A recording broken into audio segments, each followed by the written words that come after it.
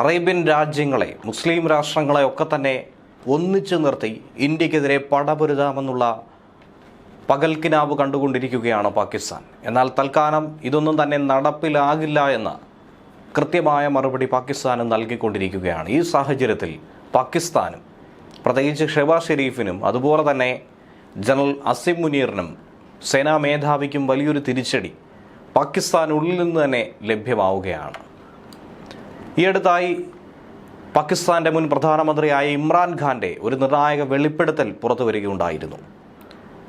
ഇമ്രാൻഖാനും അസിം മുനീറും തമ്മിൽ വലിയ തോതിൽ അസ്വാരസ്യങ്ങൾ നിലനിന്നു എന്ന വാർത്തകൾ നേരത്തെ തന്നെ നമ്മൾ കേട്ടിട്ടുള്ളതാണ്.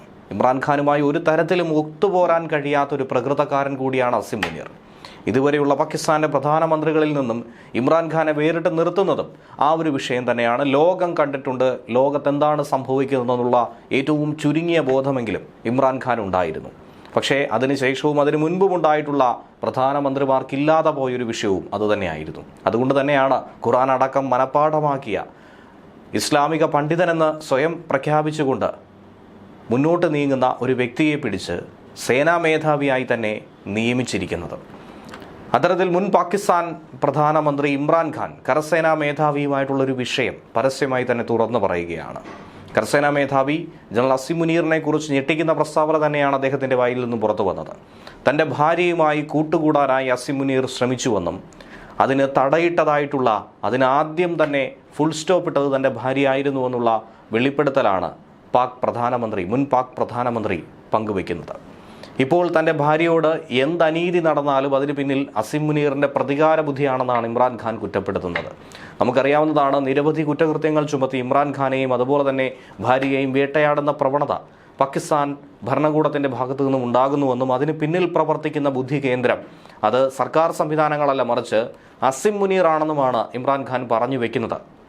അതിന് വ്യക്തമായ മറ്റൊരു കാരണം കൂടി ഉണ്ടായിരുന്നു.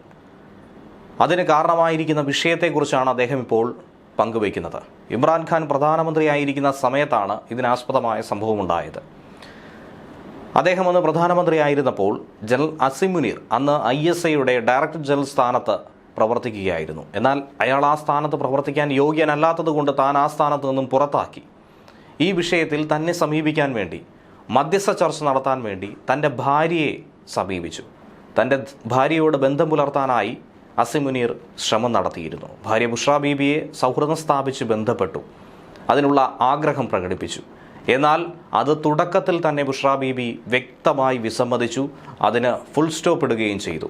അങ്ങനെയുള്ള ഒരു തരത്തിലുള്ള ബന്ധവും താനുമായി പുലർത്തേണ്ട എന്ന് തന്നെ കൃത്യമായി കുറിക്കുകൊള്ളുന്ന മറുപടിയോടുകൂടി പറഞ്ഞു. അസിം മുനീറിൻ്റെ കരണം പുകയ്ക്കുന്ന മറുപടി തന്നെയാണ് അന്ന് ബുഷ്ര ബീബി നൽകിയിട്ടുണ്ടായിരുന്നത്. അത്തരം കാര്യങ്ങളിൽ തനിക്ക് യാതൊരുവിധ ബന്ധവുമില്ല, അങ്ങനെയുള്ള വിഷയങ്ങൾ തന്നോട് ചർച്ച ചെയ്യേണ്ട ആവശ്യകതയുമില്ല എന്ന് അവർ തന്നെ അദ്ദേഹത്തെ അന്ന് വ്യക്തമാക്കി.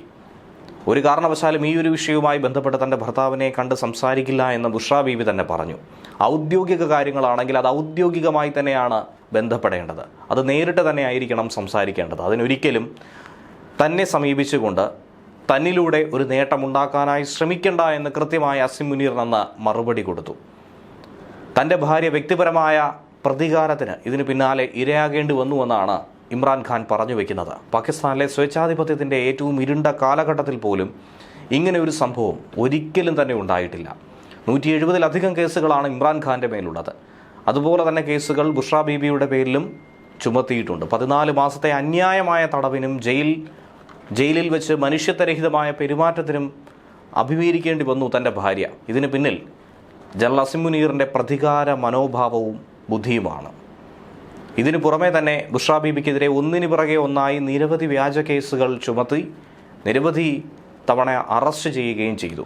അവർ ഒരു പൗരയാണെന്നും രാഷ്ട്രീയ ബന്ധങ്ങളില്ലാത്ത ഒരു സാധാരണ വീട്ടമ്മയാണെന്നും പോലും പരിഗണിച്ചിരുന്നില്ല.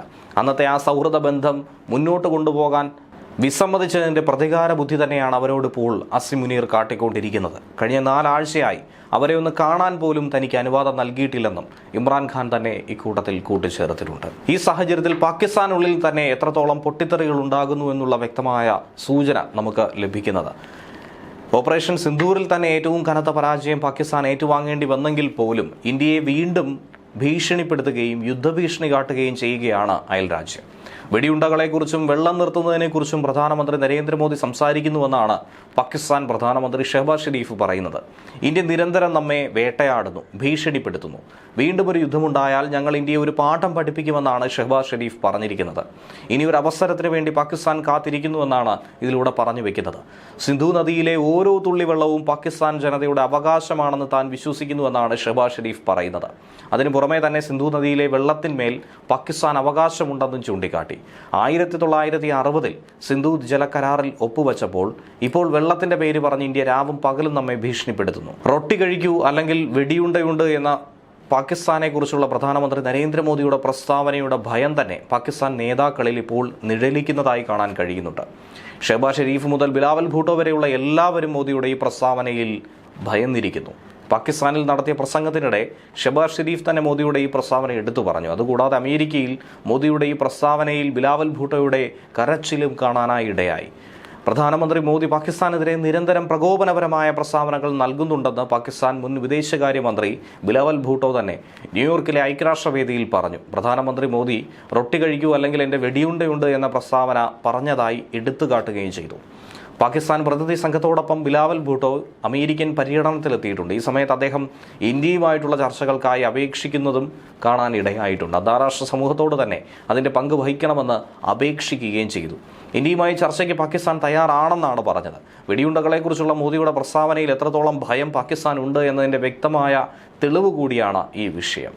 ഇക്കൂട്ടത്തിൽ തന്നെ ഓപ്പറേഷൻ സിന്ദൂറിൽ മുസ്ലിങ്ങൾ ഒന്നിച്ച് നിൽക്കണമെന്ന പാകിസ്ഥാൻ ഒരു ആവശ്യം ഉന്നയിച്ചത് മലേഷ്യ അടക്കം നിരാകരിച്ചൊരു കാഴ്ചയ്ക്ക് നമുക്ക് കാണാൻ സാധിക്കുന്നുണ്ട്. മുസ്ലിം ഐക്യം ചൂണ്ടിക്കാട്ടി ഇന്ത്യൻ പ്രതിനിധി സംഘവുമായിട്ടുള്ള എല്ലാ ആശയവിനിമയ പരിപാടികളും റദ്ദാക്കണമെന്ന ആവശ്യമായിരുന്നു മലേഷ്യൻ സർക്കാരിനോട് പാകിസ്ഥാൻ ആവശ്യപ്പെട്ടത്.